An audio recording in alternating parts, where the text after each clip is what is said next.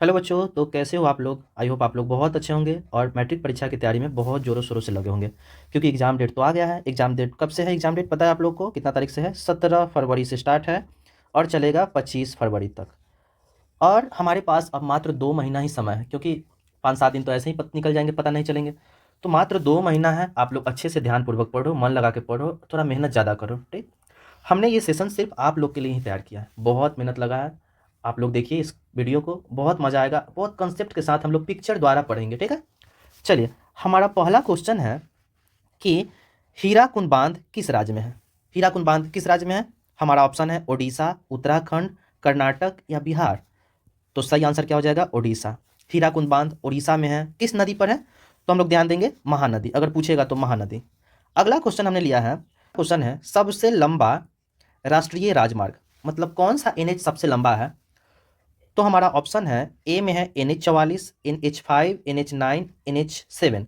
NH मतलब national highway, मतलब राजमार्ग। तो सही आंसर हो जाएगा NH 44 देगा या NH 7 देगा, दोनों में से कोई दे सकता है। NH 44 नया नाम है, NH 7 पुराना नाम है, तो दोनों में से कोई दे देगा, कोई दिक्कत नहीं है।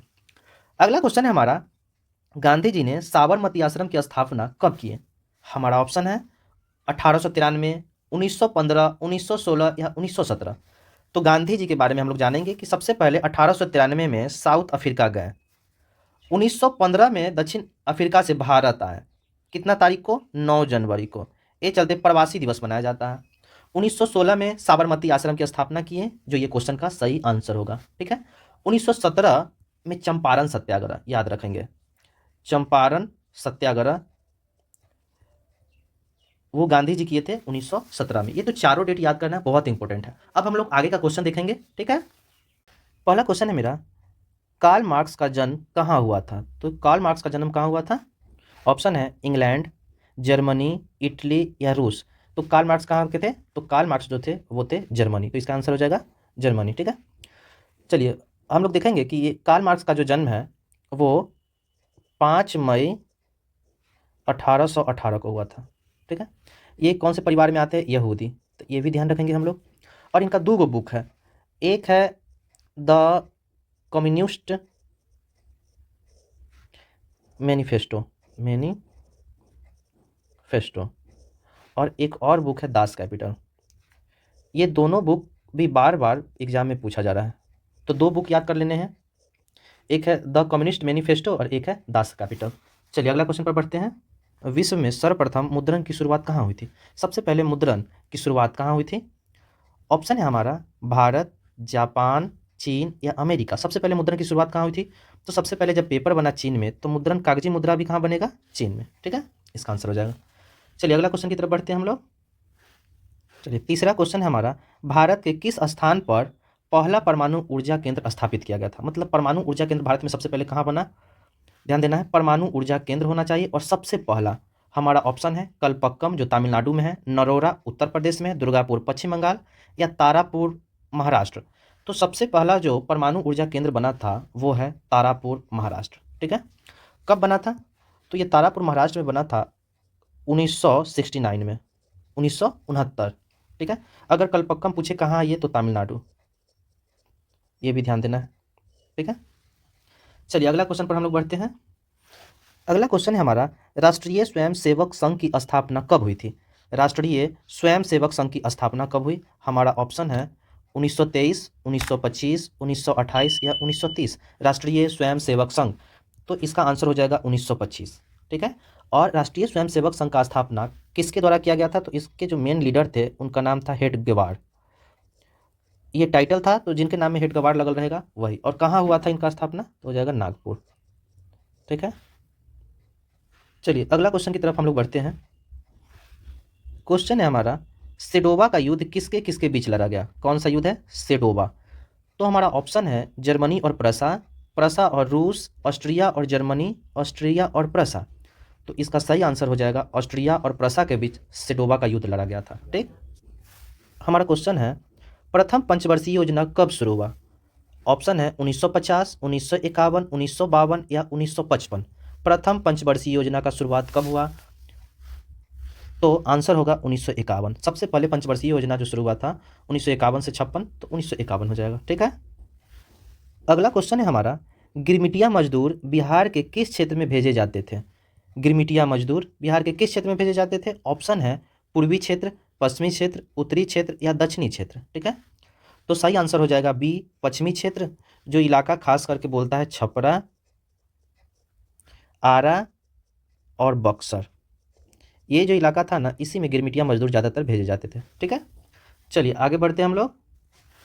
8वां क्वेश्चन है हमारा कि काली मृदा का दूसरा नाम क्या है? काली मृदा, तो काली मृदा को हम लोग और किस नाम से जाने जाते हैं? ऑप्शन है बलुई मृदा, रेगूर मृदा, लाल मृदा या पर्वतीय मृदा। तो इसका सही आंसर हो जाएगा रेगूर मृदा। काली मिट्टी को हम लोग रेगूर मृदा के नाम से जानते हैं, और हम लोग जानते हैं कि काली मिट्टी में ही ये कपास की खेती की जाती है। जो यहाँ पिक्चर दिखाई दे रहा है, ये कपास की खेती काली मृदा में की जाती है। और अगर सबसे ज़्यादा पूछेगा तो कहाँ पे ये कपास की खेती होती है, तो 1 नंबर में है गुजरात। ठीक, तो अगर कहीं पूछ दे सबसे ज़्यादा कपास की खेती कहाँ, गुजरात। आगे बढ़ते हैं हम लोग। क्वेश्चन है हमारा, संजय गांधी जैविक उद्यान किस नगर में स्थित है? ऑप्शन है राजगीर, बोधगया, बिहार शरीफ या पटना। संजय गांधी जैविक उद्यान भारत के किस राज्य में है?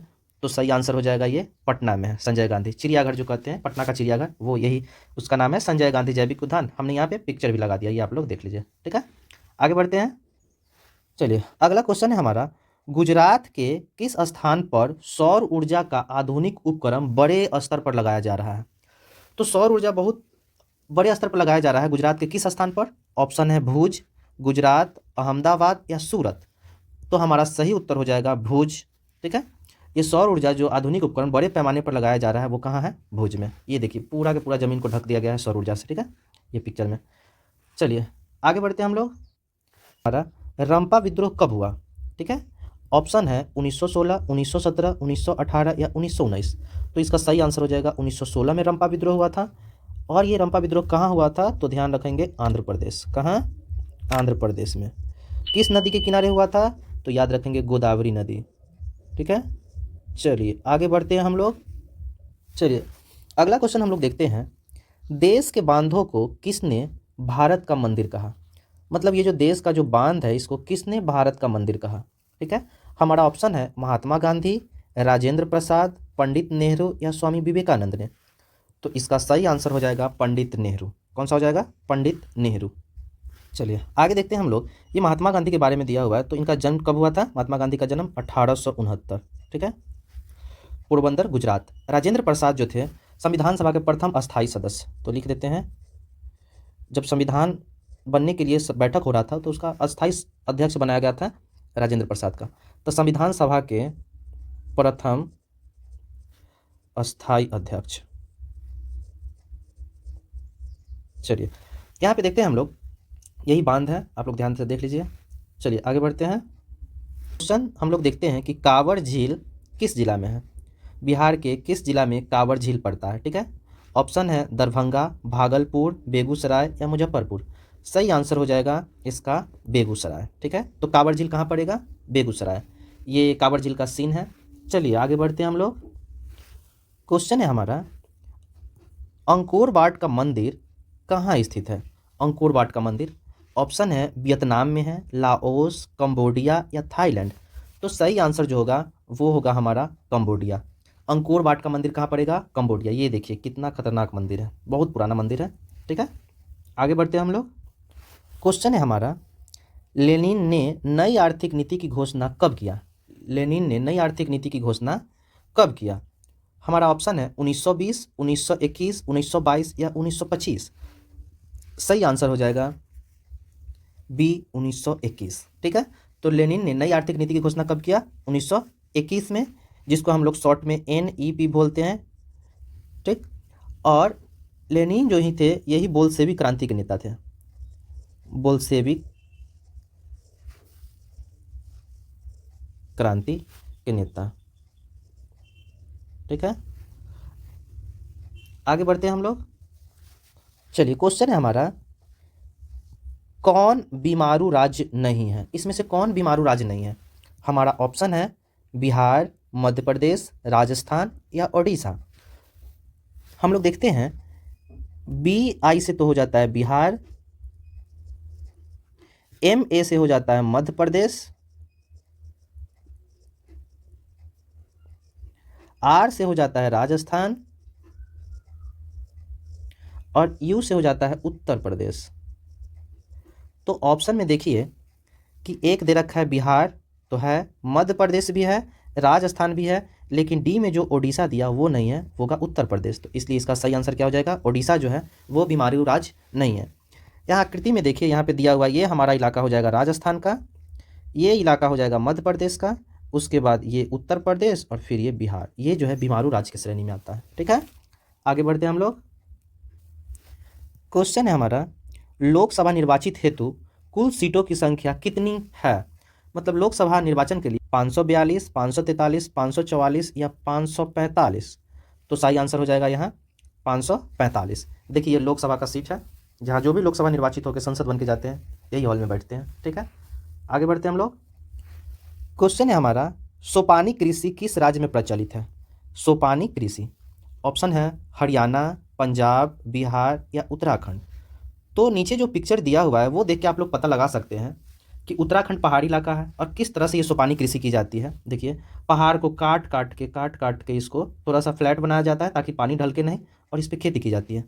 तो ये कहाँ पड़ेगा, ध्यान से हम लोग याद रखेंगे, ये है उत्तराखंड में। तो सोपानी कृषि अधिकांशतः पहाड़ी इलाका वाला जमीन पे होता है। ठीक है, आगे बढ़ते हैं हम लोग।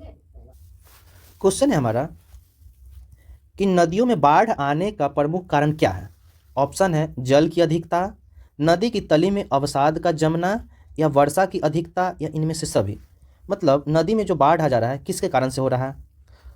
तो ऑप्शन के हिसाब से ये सभी सही हो जाएगा, क्योंकि जल की अधिकता, अधिक वर्षा होगा फिर भी बाढ़ आएगा। नदी की तली में अवसाद का जम जाना जिसके कारण बहाव नहीं होगा और बाढ़ आ सकता है। ज़्यादा वर्षा होगा इसके कारण भी बाढ़ आएगा। तो देखिए ये क्या सिचुएशन उत्पन्न होता है अधिकांशतः बाढ़ होने से। ठीक, आगे बढ़ते हैं हम लोग। अगला क्वेश्चन है हमारा, सोने की आभूषण की शुद्धता की पहचान के लिए किन चिन्हों से की जाती है। मतलब सोना कितना शुद्ध है, कितना कैरेट का है, कितना उसमें कॉपर मिलाया गया है, इसके लिए जांच के लिए कौन सा चिन्ह का प्रयोग किया जाता है। एक में है ट्रेडमार्क, हॉलमार्क या एग मार्क या उल मार्क। तो हमारा आंसर हो जाएगा हॉलमार्क। नहीं कहता है हॉलमार्क वाला ही गहना खरीदे, तो वो है। एग मार्क तो ये जो हो जाता है खाने वाला चीज़ पे, खाने पीने वाला पे लगता है एग मार्क, खाने पीने वाला चीज़ पे। ठीक है, चलिए आगे बढ़ते हैं हम लोग। चलिए क्वेश्चन है, जर्मन राइन राज्य का निर्माण किसने किया था।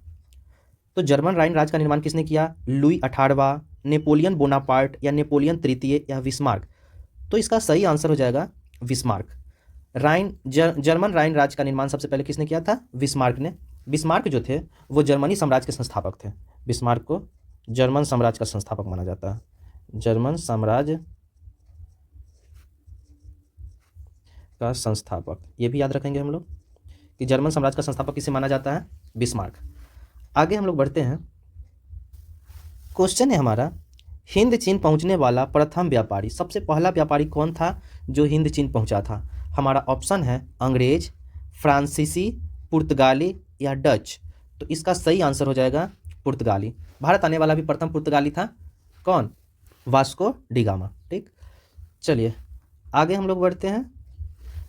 क्वेश्चन है हमारा, राष्ट्रीय स्वयंसेवक संघ की स्थापना कब और किसने किया। ठीक है, हमारा ऑप्शन है 1923 में गुरु गोलवकर, 1925 में केवी हेडगोबार, 1926 में चितरंजन दास या 1928 में लालचंद। तो पीछे हम लोग पढ़े थे हेडगवार, 1925 में हेडगवार ने राष्ट्रीय स्वयंसेवक संघ की स्थापना किया। चलिए आगे बढ़ते हैं हम लोग। क्वेश्चन है, राजनीतिक दलों का नींव सर्वप्रथम किस देश में पड़ी थी। सबसे पहले राजनीतिक दल जो बना, जैसे अभी बीजेपी, आरजेडी, कांग्रेस, ये सबसे पहले किस देश में ये स्टार्टिंग हुआ। हमारा ऑप्शन है ग्रेट ब्रिटेन, भारत, फ्रांस या अमेरिका। तो इसका सही आंसर हो जाएगा कौन सा, ग्रेट ब्रिटेन। इसी को हम लोग इंग्लैंड बोलते हैं, अंग्रेज यहीं से आए थे। ठीक है, चलिए आगे बढ़ते हैं हम लोग। क्वेश्चन है, भारत में उपभोक्ता संरक्षण अधिनियम की घोषणा कब हुई। उपभोक्ता संरक्षण अधिनियम, हमारा ऑप्शन है 1986, 1980, 1987 या 1988। सही आंसर हो जाएगा कब, 1986। भारत में उपभोक्ता संरक्षण अधिनियम कब लगा, 1986। आगे बढ़ते हैं। अगला क्वेश्चन है हमारा, खीरा किस टाइप का फसल है। खरीफ फसल है, रबी फसल है, जायद फसल है या इनमें से कोई नहीं। तो खीरा जो है वो है जायद फसल, क्योंकि गर्मी के महीना में बहुत कम समय में निकलता है। ध्यान देंगे जो रस वाला फल होगा ना वो अधिकांशतः जो है वो जायद फसल के अंतर्गत आता है। चलिए आगे बढ़ते हैं। क्वेश्चन है हमारा कि संचार का सबसे लोकप्रिय साधन क्या है। अभी अगर संचार के लिए सबसे लोकप्रिय साधन कौन सा है? हमारा ऑप्शन है सार्वजनिक टेलीफोन, रेडियो, मोबाइल या इनमें से कोई नहीं। तो अभी देखा जाए तो सबसे ज़्यादा संचार के लिए उपयोग होता है वो है मोबाइल। तो हम लोग ध्यान देंगे, मोबाइल को सही करेंगे। चलिए आगे बढ़ते हैं हम लोग। क्वेश्चन है हमारा, इनमें से कौन सी प्राथमिक ऊर्जा नहीं है? ध्यान देंगे, नहीं है। जो प्राथमिक ऊर्जा नहीं है उसको चिन्हित करना है। प्राकृतिक गैस, पेट्रोलियम, विद्युत या कोयला। तो प्राथमिक ऊर्जा होता कौन है? जो प्राकृतिक में उपलब्ध हो। प्राकृतिक से जो लिया जाए वो होता है प्राथमिक ऊर्जा। तो वो हिसाब से ये तो हो जाएगा प्राथमिक ऊर्जा। पेट्रोलियम भी निकाला जाता है, कोयला भी निकाला जाता है। तो कौन सा नहीं होगा? विद्युत जो है वो प्राकृतिक ऊर्जा नहीं होगा। आगे बढ़े हम लोग। चलिए क्वेश्चन है, नरेगा के अंतर्गत कितने दिनों का काम मिलता है? नरेगा में कितना दिनों का काम मिलेगा? ऑप्शन है 100 दिन, 125, 150 या 200 दिन। कितना दिन का काम मिलता है नरेगा में? तो सही आंसर हो जाएगा 100 दिन का। नरेगा के अंतर्गत 100 दिन का काम मिलेगा। चलिए अगला क्वेश्चन की तरफ बढ़ते हैं हम लोग। क्वेश्चन है, पीतल बनाया जाता है, पीतल कैसे बनता है? हमारा ऑप्शन है तांबा से पीतल बनता है, कि जस्ता से बनता है, कि तांबा और जस्ता दोनों से, कि तांबा जस्ता और तीनों से। तो इसका सही आंसर हो जाएगा सी, तांबा और जस्ता दोनों से। याद करने के लिए सबसे आसान तरीका हम लोग लिखेंगे पिताजी। पिताजी, पी मतलब होता है पीतल और ता मतलब होता है तांबा और जी मतलब जिंक, जिंक को हम लोग बोलते हैं जस्ता। ठीक है, तो पीतल जो बनेगा तांबा और जस्ता से मिलकर बनेगा। तो ये हमारा सही आंसर हो जाएगा। आगे बढ़े हम लोग। हमारा क्वेश्चन है, भारत का सबसे बड़ा बंदरगाह। बंदरगाह जानते हो, जहाँ समुद्री यान जो भी है, पनिया जहाज आके रुकता है, उसको बंदरगाह कहते हैं। तो सबसे बड़ा बंदरगाह भारत का कौन है? मुंबई होगा, चेन्नई होगा, कोलकाता होगा या कांडला होगा? तो सबसे बड़ा है मुंबई का, नाम है जवाहरलाल नेहरू बंदरगाह। क्या नाम है? जवाहरलाल नेहरू बंदरगाह। तो अगर ऐसे पूछ दे जवाहरलाल नेहरू बंदरगाह कहाँ है, तो भी हम बोलेंगे कहाँ? मुंबई। ठीक है। कांडला जो है ये पड़ता है गुजरात में। चलिए आगे बढ़े हम लोग। ठीक है, हमारा क्वेश्चन है कि अगर सीमेंट उद्योग का प्रमुख कच्चा माल, मतलब सीमेंट बनाना है तो सबसे मेन मटेरियल क्या है उसका? ऑप्शन है देखो, चूना पत्थर, बॉक्साइट, ग्रेनाइट या लौह अयस्क। तो इसका सबसे सटीक आंसर हो जाएगा चूना पत्थर। सबसे मेन मटेरियल जो है वो चूना पत्थर से ये जो सीमेंट है बनता है। चलिए आगे बढ़ते हैं हम लोग। चलिए हमारा ये क्वेश्चन है कि सुनामी क्या है, मतलब कैसे आता है सुनामी? ऑप्शन है महासागर के तल में कंपन होगा तब, समुद्र में भूकंप, या दोनों या कोई नहीं। तो इसका आंसर हो जाएगा दोनों। महासागर के अंदर अगर कंपन हो या समुद्र के अंदर भूकंप हो तो ही सुनामी आता है। हम लोग बहुत सारा हॉलीवुड मूवी ये सब में देखे हैं कि वो बिल्डिंग का बिल्डिंग ढह जाता है, बह जाता है, वही सुनामी होता है। ठीक है, यहाँ हमने ये तस्वीर लगा दिया, आप लोग इसको देख के देखिए किस तरह से बह रहा है। चलिए आगे बढ़ते हैं हम लोग। अगला क्वेश्चन है हमारा, विश्व उपभोक्ता अधिकार दिवस कब मनाया जाता है? विश्व उपभोक्ता अधिकार दिवस। ठीक है, ऑप्शन है 15 मार्च, 24 दिसंबर, 8 मार्च या 22 मार्च। तो इसका सही आंसर हो जाएगा 15 मार्च। विश्व उपभोक्ता अधिकार दिवस कब मनाया जाता है? 15 मार्च को। और 24 दिसंबर को, 24 दिसंबर 1986 अगर रहेगा तो ये है राष्ट्रीय उपभोक्ता अधिकार दिवस। क्या है ये? राष्ट्रीय मतलब भारत में उपभोक्ता अधिकार दिवस।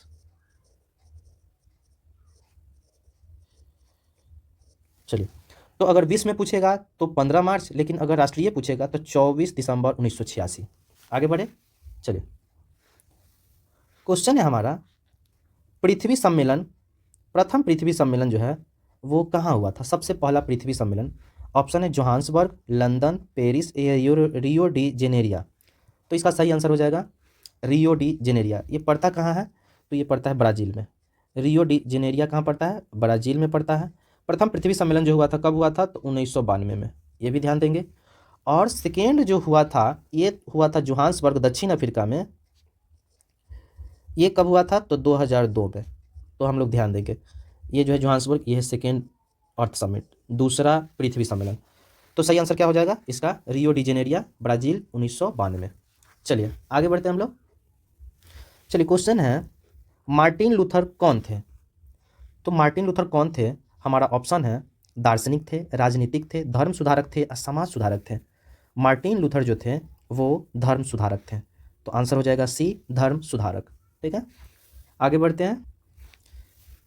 चलिए अगला क्वेश्चन है, रेल वर्कशॉप स्थित है। ये जो रेल वर्कशॉप है, ये सब ऑप्शन तो बिहार का है, तो बिहार में कहाँ पे ये रेल वर्कशॉप है? जमालपुर, मुंगेर, हाजीपुर या दरभंगा? तो सही आंसर हो जाएगा जमालपुर। अगर रेल वर्कशॉप पूछे बिहार का ऑप्शन हो तो जमालपुर मारेंगे। और अगर हाजीपुर की चर्चा करें तो ये पूर्व मध्य रेलवे का मुख्यालय है, ठीक है, पूर्व मध्य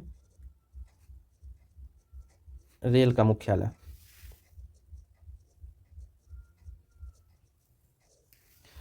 आगे बढ़ते हैं हम लोग।